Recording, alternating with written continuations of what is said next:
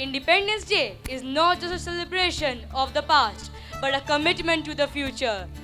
The true spirit of Independence Day lies in the celebration of independence and the responsibilities that come with it. Now, it's time to pay attention to our reputable chief guest. Independence Day is not only a time to celebrate the freedom but also to reflect on the values that define us as a nation. Our chief guest will provide us with valuable insights and inspirations as we commemorate today. Without further delay, let us welcome our honorable chief guest to share thoughts on this momentous occasion. The podium is yours, sir. आज 78th independence day के शुभ अवसर पर इस विद्यालय के प्रधानाध्यापक महोदया, madam, secretary साहब, सभी टीचर्स और हमारे प्यारे बच्चे, उनके पेरेंट्स, जितने भी कर्मी हैं, सभी को ढेर सारी शुभकामनाएं एवं बधाई। इस विद्यालय में वैसे तो मैं तीसरी बार आया हूं, लेकिन इंडिपेंडेंस डे सेलिब्रेशन का ये पहला मौका है मेरा। तो जो हमने बच्चों का एंथुजियाज्म देखा, एकदम काबिले तारीफ़ था, एकदम बढ़िया परफॉर्मेंस। इस परफॉर्मेंस के लिए जिसने भी कोरियोग्राफ किया हो, सभी शिक्षक या जो भी कर्मी हो या जिसका भी आइडिया हो, सभी लोग का एक्सट्रीम प्रशंसा करना है, इसलिए कि आप लोगों की वजह से ये सब पॉसिबल हुआ।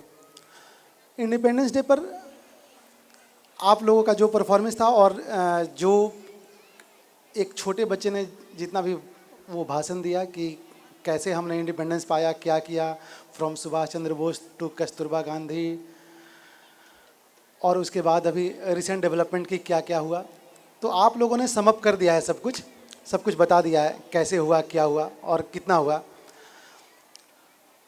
आफ्टर ऑल, कोई भी स्कूल, इस इंस्टेंस में जेम्स इंग्लिश स्कूल का मूल कर्तव्य क्या है, किसी भी विद्यालय का मेन काम क्या है, उसमें बच्चों में वैल्यू इनकलकेट करना कि हर चीज़ का अच्छा बनने का। तो सामान्यतः ऐसा होता है कि बच्चे आते हैं विद्यालय में, पढ़ाई लिखाई करते हैं, पास आउट होते हैं, चले जाते हैं। हम लोग का मेन काम है नॉलेज देना। तो आजकल के ज़माने में, मतलब पहले की बात थी, जो फिलोसॉफिकल एंगल है नॉलेज का, वो एक संस्कृत का कोट है, सा विद्या या विमुक्त है, मतलब knowledge is that which liberates. लेकिन हम लोग नॉलेज को अभी इस स्टेज पर रखते हैं, स्कूल के स्टेज पर, कि बच्चों को सिखाएं, पढ़ाएं और उनमें ऐसी एबिलिटी लाएं कि बच्चे कुछ अच्छा कर सकें। तो ये एबिलिटी सभी बच्चों के लिए अलग अलग है। जैसे फॉर इंस्टेंस, एक बच्चा आता है स्किट परफॉर्मेंस करता है, दूसरा बच्चा आता है पोएम रिसाइट करता है, तीसरा बच्चा आता है पिरामिड फॉर्मेशन में अपना कंट्रीब्यूशन देता है। तो सबका अलग अलग पार्टिसिपेशन है।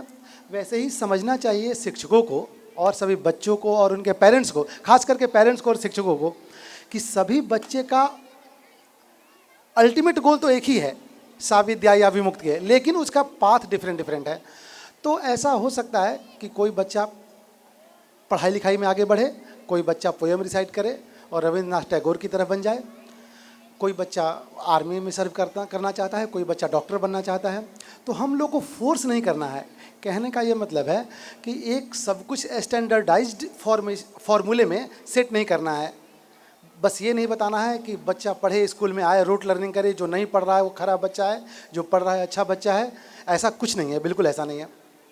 सभी बच्चे की अपनी अपनी एबिलिटी है और सभी बच्चे अपनी अपनी एबिलिटी के हिसाब से, अगर शिक्षक, टीचर्स, पेरेंट्स, उनके गार्जियंस अगर गाइड करते हैं उस हिसाब से, तो वो बच्चा अच्छा करता है। इतने सारे बच्चे हैं, बड़े होकर के कोई ना कोई बच्चा बहुत ही मेधावी बनेगा और बहुत आगे पहुंचेगा, और तब उस बच्चे को पता चलेगा कि आज हम इस काम लायक थे। अगर आप उस बच्चे को रोड लर्निंग करा करके या कुछ ऐसा करके आप ज़बरदस्ती उसको इंजीनियरिंग फील्ड में ढकेलते हैं और उसको एक्टिंग करने का मन है, तो ज़्यादा चांस है कि वो इंजीनियर बनने के बाद भी एक्टिंग में ही जाएगा। लेकिन अभी आप उसको जज नहीं कर पा रहे हैं कि वो क्या करना चाहता है।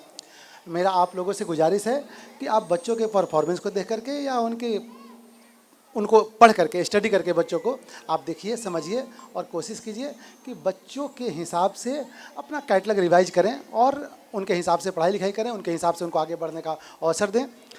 यहाँ जितने भी लोग उपस्थित हैं, सभी लोग बधाई के पात्र हैं। इतने सारे बच्चों को आप लोगों ने इतनी तन्मयता से सब कुछ सिखाया पढ़ाया और अच्छा कर रहे हैं। मुझे बहुत अच्छा लगा। करीब 2 घंटे से मैं यहाँ बैठा हुआ हूँ। मैं और धूप बहुत ज़्यादा है, तो बहुत ज़्यादा ह्यूमिडिटी भी है।